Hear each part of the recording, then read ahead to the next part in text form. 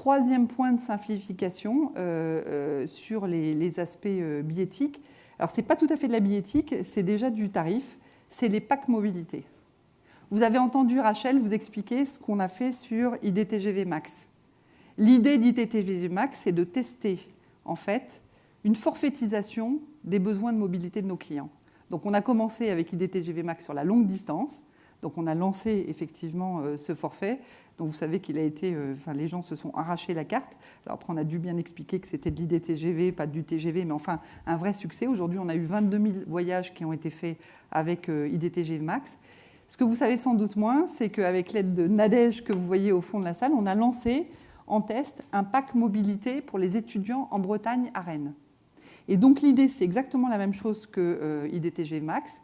C'est pour 29,90 € par mois, d'offrir aux étudiants du campus rennais une offre packagée qui inclut du bus, du métro, le TER pour aller à la fac, du vélo en libre service à Rennes, une carte jeune et puis un crédit qui leur permet de prendre le TGV.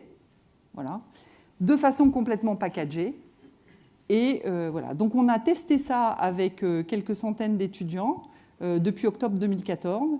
Et alors, c'est très intéressant de voir ce qui s'est passé, c'est-à-dire que d'abord, ils se déplacent plus.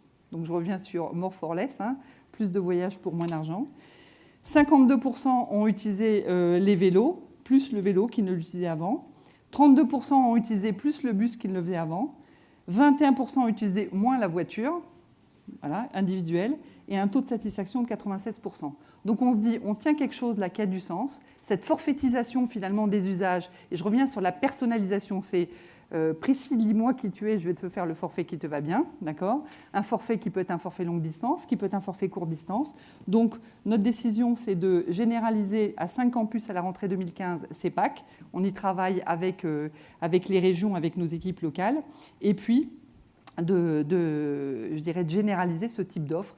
Donc là, ce qui est intéressant, c'est qu'on s'intéresse aux étudiants. Les étudiants, ils n'ont pas d'argent, ils sont très mobiles. Et donc, effectivement, c'est sans doute une cible tout à fait intéressante pour faire ces tests. Et puis, on réfléchit effectivement à étendre ça pour, par exemple, inventer un pack mobilité pour les entreprises. On aura l'occasion de vous en reparler quand les choses seront plus décantées.